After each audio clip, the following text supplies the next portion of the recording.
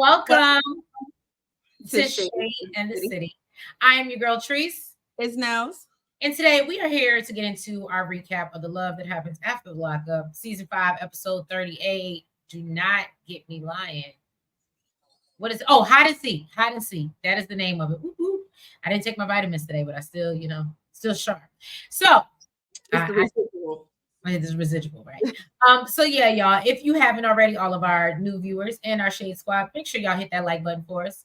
And that subscribe button. And yeah, I'm getting a massage right now on my new chair, and it feels great. I need it after it was a lot putting it together and still not putting together. So if I just fall out on the floor, I ain't even gonna edit it out because I done already told y'all that I put the chair together. Help us go viral for it. But anyway, y'all, let's get into it and let's get shady.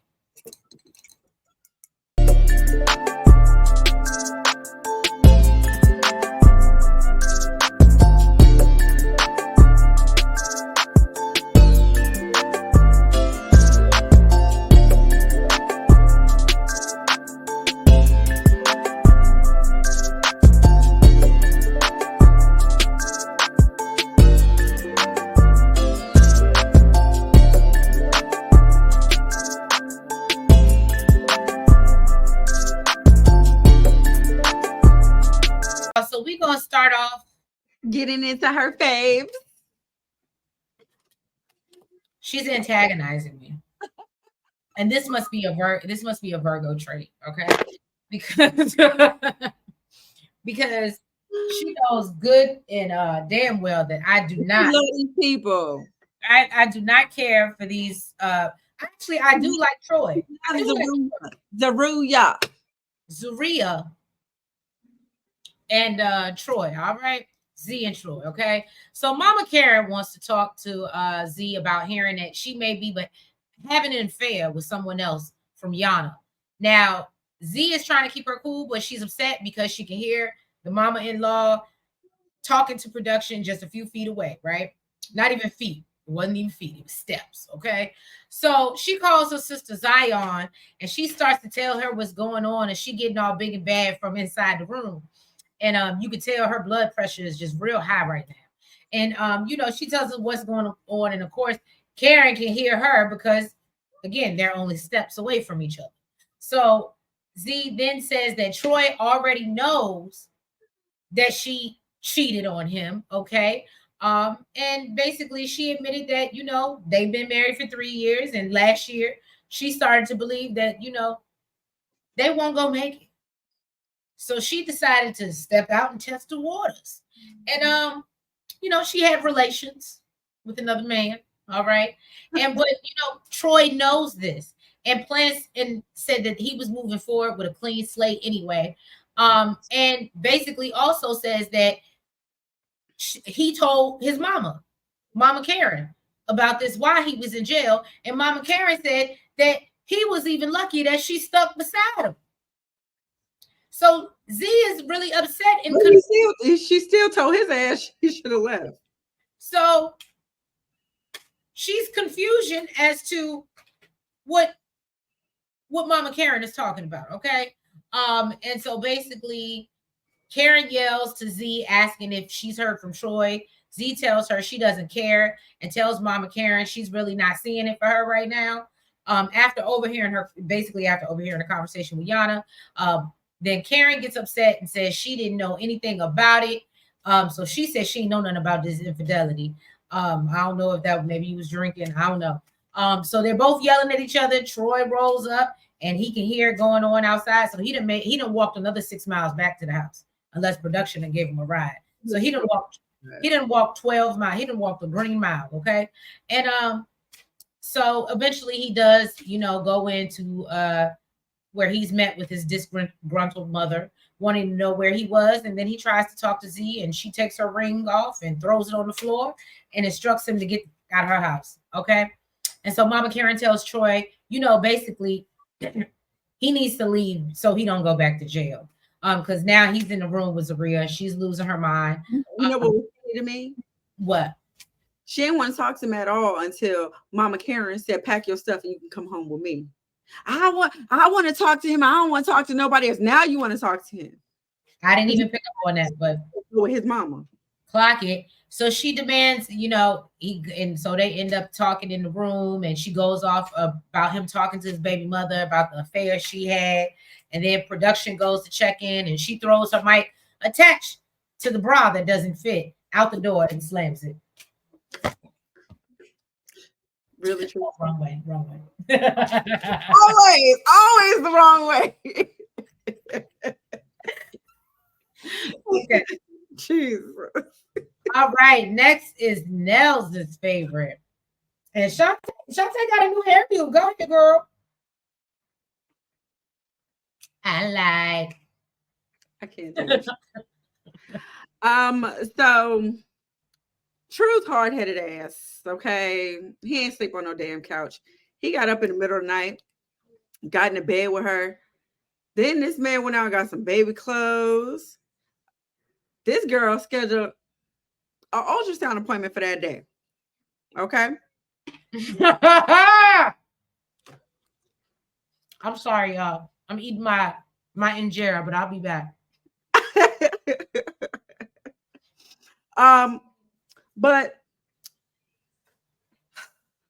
she told him she don't want him to go in with her. Okay. Basically, what it's giving is she was telling maybe that the cameras wasn't gonna go in if he ain't go in. That ain't what happened. That ain't what happened. So he said, you know what, he'll let it slide this one time, but moving forward, he gonna be at every appointment. And she was like, really, you ain't in no place to be dictating to me what you are and what you ain't gonna be doing. So she told him that they need to get in a much better place before she's willing to share her special moments with him. Now it's really messing with True because he has a 15-year-old son that he hasn't seen since he said he was small enough to fit in his hand. This man gets in the car and want to talk about baby names. He said, you know what, since it's twins, their names should be True and Truth. If they were triplets, we should have named them True, Honesty, and Genuine. I like that kind of. I did kind of like that. I did. You would. Monte wasn't feeling it though. Okay, so they get there and he said, he really wants to go inside. She declines. Okay, she's just hoping that the next. I'm sorry, he's just hoping that the next time she has this appointment, he won't be in jail or on house arrest. Now this girl walks into the appointment, playing in our face. I was just about dead ass to my face. Dead ass. My notes say, as Treese would say, playing in our faces. Okay. This girl leaves out the appointment and says she prefers to come back when True is there. Like this man wasn't outside in the parking lot. That part. That's in my notes as well. I said she act like he's not in the parking lot. Girl, go wave him. Come on, sir. Let's go. The car parking lot pimping. This girl then goes to the car and told him everything was good with the babies. They are healthy and good. You lied. Like she actually got the sonogram. You lucky he was locked up for 13 years and probably wasn't really there for the pregnancy of the first one to know that you're supposed to get pictures. And when I tell you, I said she is so foolish. I said I was trying to give y'all know if y'all go back and watch last recap, y'all can put it up there for you. But when I promise you, I was like, okay, Nels is going a little hard, saying the girl ain't pregnant, she not, whatever. But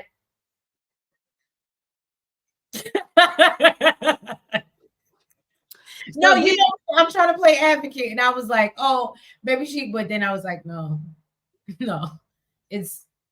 You're playing in our face, Shonta.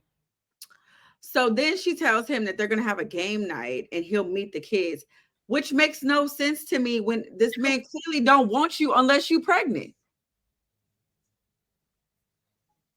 He didn't come back until you told him you was pregnant, Bookie. He don't want you. Now you want to bring him around your family. Now, he's with the shits too, apparently, because he got to tell her about his PO. Oh, Okay. this Who part. found who found out he wasn't staying at his mama house. Okay. So he's expecting to go back to prison. It's given he was staying with some shit where he wasn't supposed to. He wasn't PO'd where he was supposed to be Supposed to PO'd. be. That's what it sounds like. Yeah. Okay. So she took 'Cause True. he looks to me like he's a man that can't find his own place, even though he makes money in the casinos. If you realize, every time we've talked to him since Because he's he's left, spending it on multiple watches and man walking around with wearing two damn. He if Bama was a person. Bama Um. person. So she took True to the house. Introduced. I'm gonna get. I'm gonna. You are confusion. You, you can't get right. Can't I get right. appreciate Okay. So she introduces him to everybody, and the kids don't know, why they originally broke up, because she don't want them to get involved in girl folks' business, but you want to introduce them to some man that don't want you. and you act like they don't watch TV. Like they not gonna see it. So Naya gets over there, which is her best friend, asking him 21 questions. She want to know what he does for work. He said he worked at the casino, and really, she was hip because she was like, "You get a WC for gambling." Um, and basically, she asked him if he was going to be able to support. Yeah, I think he said something too, like I filed my taxes. He's like, "I pay taxes." So you just got home. When the hell you pay taxes? Right. Shut the hell up. So she asked him if he was going to be able to support Shonta for years to come. And basically, Shonta, her homegirl just want to shake Shonta. Okay. Then Naya said something that clearly True didn't catch. Okay. She said Shonta is worried that when she's going, that he's going to skip town when she gets pregnant. I feel like homegirl is in on the lie. The bestie is in on a lie. Okay. Because if she's pregnant now, why would you say she's scared that you're going to skip town when she gets pregnant? Wouldn't it be since she's pregnant or now that she's pregnant? Not when she gets pregnant. No, that makes valid sense. I didn't catch that. I didn't clock it. So if you putting down something that I didn't pick up, I ain't gonna say it ain't happened. I said, yeah, and then in a confession, you was talking about because she pregnant. Girl, bye. You in on a lie. Cut it out. Cut it out. Okay. Now he reassured her that he wants to be there for her and his kids, and he'll be at all the ultrasounds to come as long as he's not arrested or on house arrest. This was another thing that irritated me. So she flip-flopped and changed her whole life because this man said, "I need you to come with me." So hopefully they'll have sympathy. Girl. So then he let Shonta know that, his PO told him last week that he was violating him. Oh, that's why you at my door. Okay. Right. And he asked her to come with him. And he said, he'll book the hotel. And he wants, her to see him through the process just in case he does get arrested. So she's super aggravated because he's just not telling her this much. You said what? Do you think she dislikes herself this much? Yes. Oh, okay. Because I can't, any woman that had any type of love of themselves, I just can't imagine them going through. When you have to lie to get a man back, lie about being pregnant to get a man back. I mean, well, that part. So she's super aggravated because he's just now telling her the night before about the PO situation. On top of that, we know she felt like he was super nonchalant about his PO and being violated, and here he goes, violated. Okay. Then this man has the nerve to say, basically, if she can't rock it out with me right now, then I don't even need to waste my time. All right, take your ass 5 hours back up the road then. But that ain't what happened. She basically told him, well, let me try to find a babysitter and somebody to cover me at work so I can go find out what's going on with your fuck ass. We're in 15 minutes in there. That's okay. So Shonta and True, they took off for the PO meeting in the morning. So yeah, basically this girl is in the car is talking about how she's officially 15 weeks. And True has to get his stuff together by July, and she has a C-section scheduled.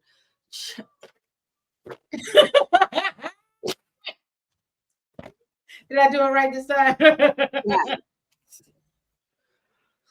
Then this man, Woo! after threatening her, who knew they were scheduling C-sections that early?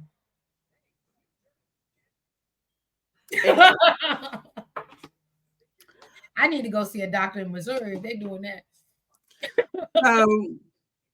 This man, after threatening this girl that he was gonna leave her or not waste his time with her if she ain't show up for him, says that he's 20 minutes ahead of her. And you know, Shantae know that he got female friends. Okay, goes to meet up with some chick for an hour. He cheated on her for an hour. How'd she get an hour behind him? Because he was driving fast, so she couldn't keep up with him, so he could get that hour. What the hell was she doing? 20 miles an hour? You got me messed up. So then this man lied when she called, talking about he's been in Cape for 5 or 10 minutes and took the wrong exit, how he got lost. She knew that was BS. She was like, how you get lost, sir? Ain't this where this is where you from, homie? How you get lost? Let me tell you something. Playing in her face and in our face. And I feel disrespected, and it ain't even me. What you're not about to do is get me ruin my whole routine. Have me get somebody to watch my kids. I had to take off of work, get somebody to cover my shifts. I'm driving 5 hours in my own damn car, not sleeping in my bed to go sleep in a hotel bed to support your ass. And on the ride up, when you have me following behind you, you take time to get off the side of the road to fuck some bitch. Let me tell you something. You would have went to jail. I'd have had a PO to check into. Right. Okay. That part. Don't try it. Don't play with it. Don't play with it. Don't play with it. All right. Play. Now, this is as we know, our favorite girl. Our favorite local couple. Absolutely not. Julian and Christine. Now, as we know, Nels feels like Christine is a little bit ungrateful. So we learned entitled. Okay, entitled. So, as we know, Christine has been out for 3 weeks at this point now. She's gotten a job at a tavern. And she's, up on the 3rd floor. She's at the upper room, not that upper room, but she's in the upper room, like the attic. And she still hasn't met Julian's kids because his ex-wife won't allow it. All right. Julian, I want to know how the kids don't know that she's even there. Why the kids don't go to his room?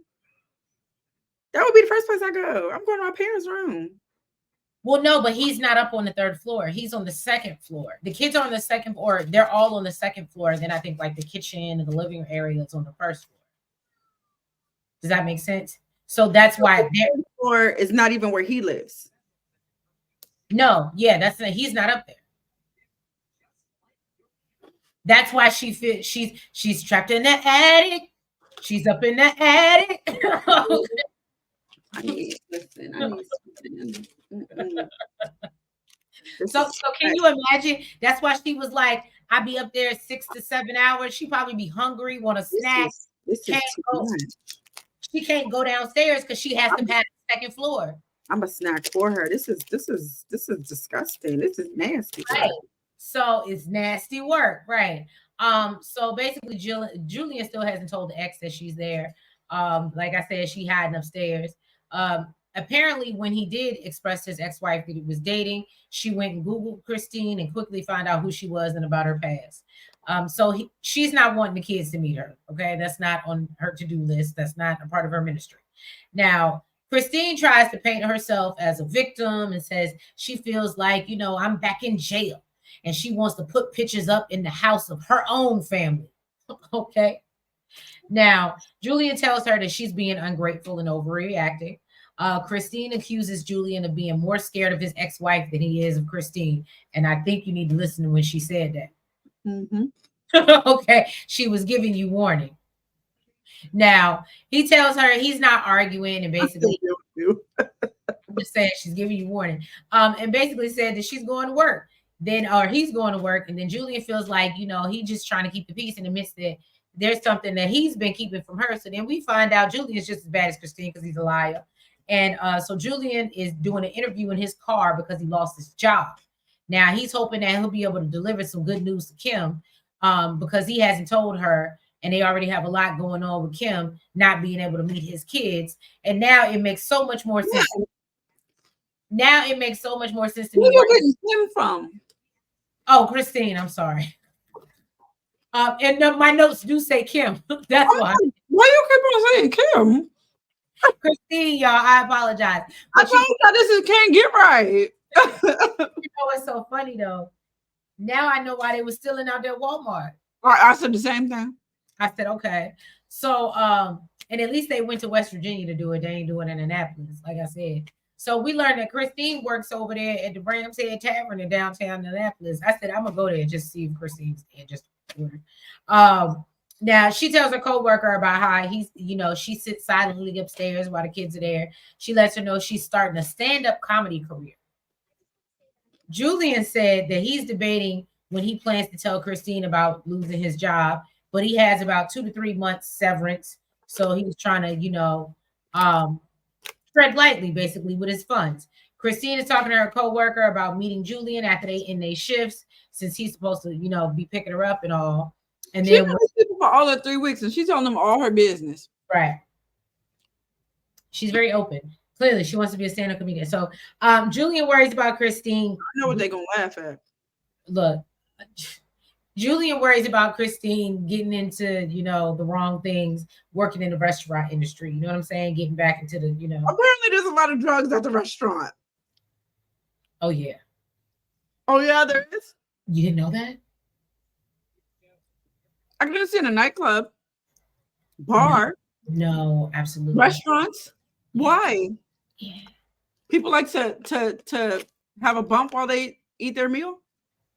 No, not eating their meal, but if you're a server or a bartender or you're somebody working at the restaurant and you going and going and going, you got to work these hours and do these tables and deal with people. And, are you trying to stay awake?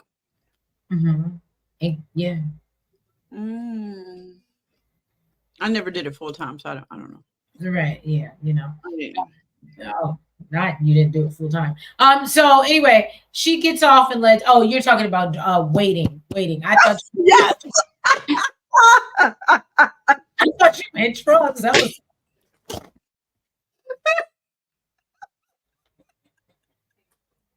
I said not her admitted to the viewers that she did drugs.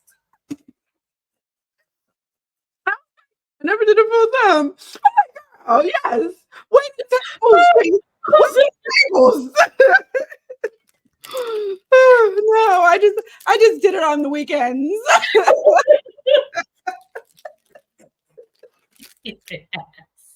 All right, y'all. I'm sorry, we're gonna get through this. So anyway, basically, Julian gets there. She's like, "Oh, I want you to come have a drink with the coworkers." Probably because I'm assuming because she want him to pay for it. He tells her he ain't really into it, but you gonna do your thing, boo boo. He got to go get his kids and he got an interview in the morning. So she's confused. She's like, well, what you got an interview for? And so, right. So Julian realizes what he said, but he says, I didn't mean to say it, but maybe it's good that I did say it so I can stop hiding it. And so basically after he chases after her, he finally tells her the truth about losing his job. And Christine isn't cool with all the lies and wonders what else Julian is keeping from her. Whew. You good now? Yeah. What that actual Kim and Joey. Yes. I'm sorry, why does girl keep on saying Kim? Look, did you take a nap today? I didn't.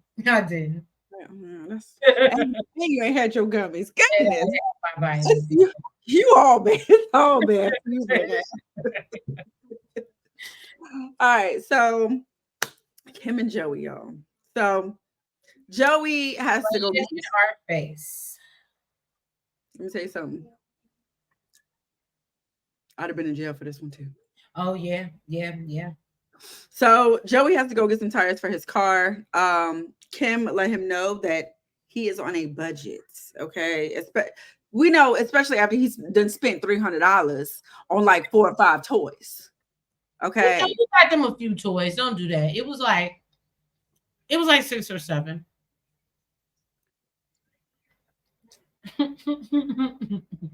Chris. You lucky I'm eating mine, Jared. No. $300. He could have got little Power Wheels, freaking little toy for the outside, one of them little houses. $300 on some toys that can be wrapped? Absolutely not. Absolutely not. So basically, he says that he's not working, but she helps him out with money, and he helps her out babysitting, basically. Now, although clearly he's not the best babysitter because he be forgetting to feed the kids sometimes. So you're gonna have to you're just gonna have to get a job and help me pay for babysitting because I don't think he's watching the kids. Well, clearly it's his mama. Right. I think the mama's watching the kids. He said he cooked dinner. Let's hope he keep the house clean some. He gonna have to do more all the money he's spending. Maybe he was in culinary like True. And maybe he can really cook. I'm not gonna talk about the way I saw him cooking his food, so I'm gonna just leave it alone. I'm gonna just leave it. Now she said she's already spent $15K on this man. And he also goes shopping every opportunity he gets, and we know, like she said, he ain't got no money coming in, so he is spending straight through her life. How is he going shopping, Kevin? He's spending through her life savings. How is he going shopping though? How did he has her debit card because she's a dumbass. Oh, okay. So let's take accountability. Let's take some accountability.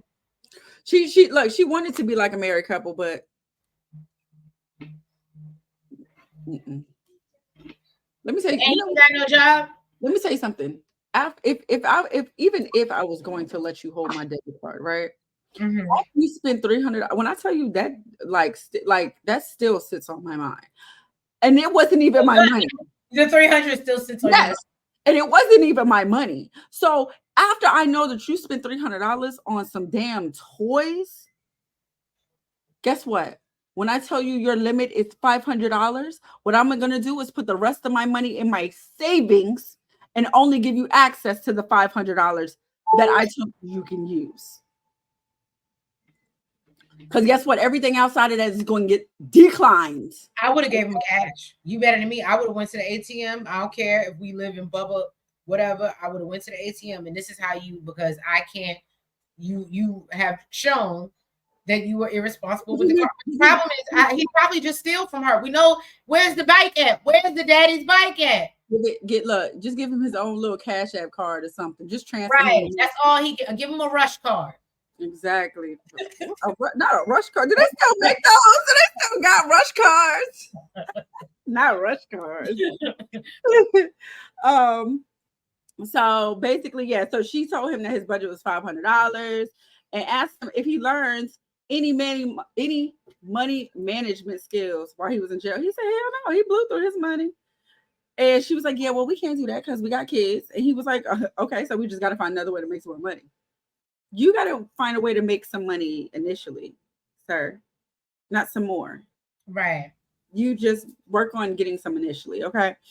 And another reason, and I don't know if it's just me, but I guess I'll let you get into that. But I feel like another reason why I wouldn't let him have access to my debit card is because he's also a former drug addict. So the money that he's spending, you don't even necessarily, he can get money off your card clearly and go buy drugs. So I would never, that's what I'm saying. Like, she's stupid. Well, I guess if he has the PIN number. But she's stupid. Well, I'm not going to dispute that. Okay. I'm just saying. So, of course, as soon as he left the house, she turned on the GPS tracker trying to figure out where he's going. But really, I feel like she needs something in the car to hear what he's doing.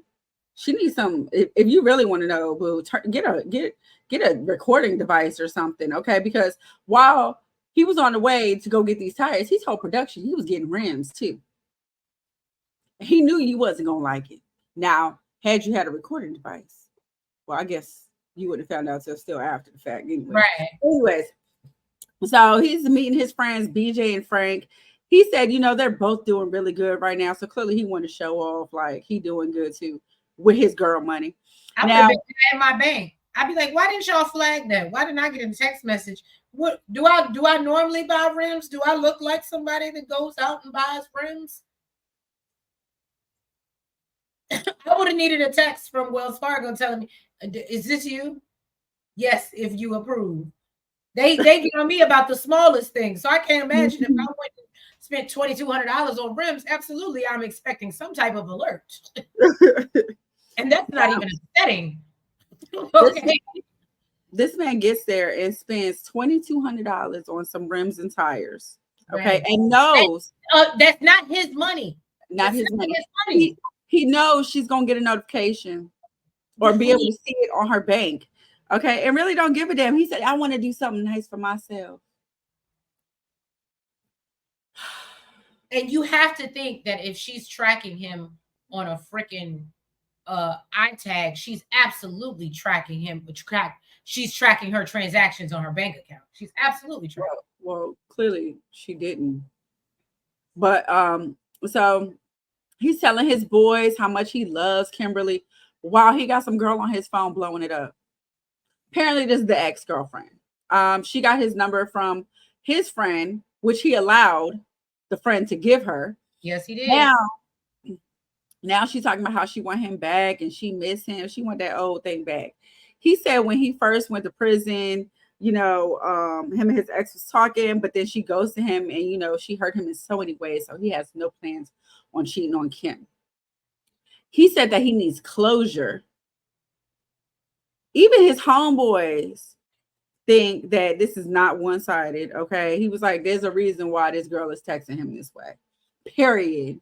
I'm glad you realize. Then Kim gets back to the house. Immediately, she notices these rims on the car. And she's like, I know damn well. Oh, yes, he did. Okay. Oh, yes, he did. She get back in the house. Okay. She's like, yo, I need my debit card. Okay. She almost had a heart attack when this man told her how much he spent on these damn rims. She was like, I told you to spend $500. He was like, yeah, okay, I just spent $1,700 more. I didn't think you said it like, again, it wasn't his money.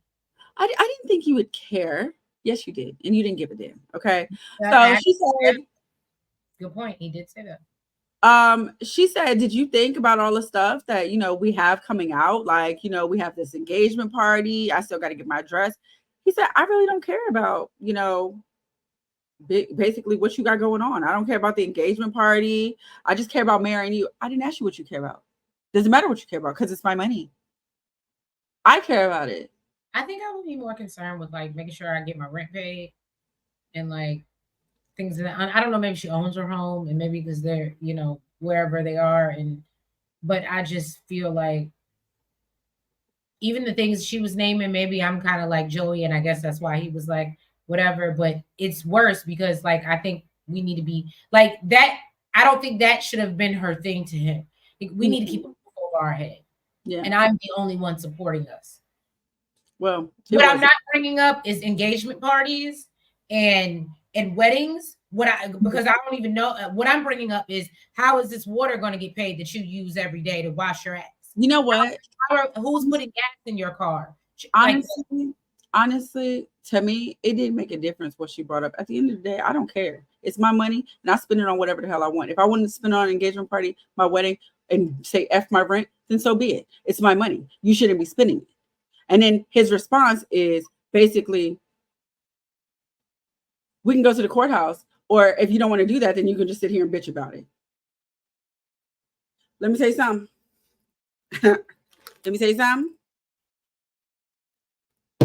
I would not be sitting here recording this day. I would have her bail money, y'all. I would have her bail money. If she had a bail. If even if she had to beat it out his ass like a pinata after spitting it, ain't no way. Ain't no way. Ain't no You disrespectful piece of shit. Like, are you really sitting in my face after just spending $2,200 of money that you did not put nothing in? After I supported you the whole time you was like that, I'm going to tell me to my face, we can either get married in a courthouse if we can't afford to have a real wedding. That's basically what he said. You said what? He basically said you in your engagement party. Basically. All right. Well, let's move on. Last but not least, we got Hope and Arthur. I am at least glad to get some type of catch up, or glad that they're not completely off the show. So as we know, he had some trouble. He was had some troubles last episode. We see him go visit a mosque, and he said that he's realized that he's had challenges since getting out and is looking for a sense of community. He said growing up, his father was a Muslim, and he feels like he needs that sense of support because he feels, it'll make him stronger and that'll make him feel better. No, now I did not get this man's name. Do you have the gentleman that greets him, lets them know that they entered through the male's entrance, but and there's a separate entrance for women, but we're gonna let you slide this time because y'all newbies and y'all just here visiting, y'all don't know what's going on yet, okay? Hope admits that she's been through her own mental health struggles, and it was Arthur that was her light going through her dark days. So she's hopeful that, she wants to be that for Arthur as well. Arthur explains his background and how he hasn't basically had any support with his religion in prison. So he's a little lost. The gentleman assures him they're not there to judge, and, they're there to make him feel more at home. And so he brings up Hope being interested in Islam and says, she grew up Christian. I don't think Hope was saying that at all. In my eyes, that's not what Hope was giving, but maybe I didn't see something. Maybe she's still undecided, but it didn't give me the vibe that she was, I was like, y'all getting ready to cross over to a whole nother show at this point. Because I didn't see this before. I didn't see this before. But yeah, so basically, then the men go to talk, her and Martha go to talk. She tells Martha, I've always kind of dressed provide more revealing, and she admits that she has some trauma from being essayed in church when she was younger. So it makes her look at religion differently. Arthur, on the other hand, feels very aligned and connected and at peace. He explains that he used to be a criminal and how the devil speaks to him, trying to get him to do bad things. And so the gentleman tells him, that he's more than welcome to come and worship whenever he wants. And Martha tells Hope she needs to stand by her man and follow his lead. But Hope was like, well, what am I supposed to do when he's not providing and he's not really leading? And Martha says that he's supposed to provide and he has no right to your money. And so Hope lets her know that, he should be ashamed of himself. And he should be ashamed of taking her money. And so basically she tells her if she decides to join Islam, it should be a her choice and not a him choice, basically. So Hope and Arthur, then they end up going out. We see them later go out for date night. She plans I don't know, she keeps doing these sewing dates, and they're supposed to be she's trying to make things much lighter. But then they get there, and I think she's just trying to cater to him. Right. And she's like, oh, so she wants to talk about him getting a job. And she lets him know what Martha shared with her about hey, well, I thought she did it in a pretty nice way. I think she did too. But he feels like, he gets on the defense and feels like, well, what am I supposed to report to you every time I apply for a job? Let me say something. This is why I felt like she was nice about it, because we saw the previews where she's like, oh, did you apply for jobs today? And he was like, no, I ain't do that. No, I don't need you to report to me, but I need you to actually do it.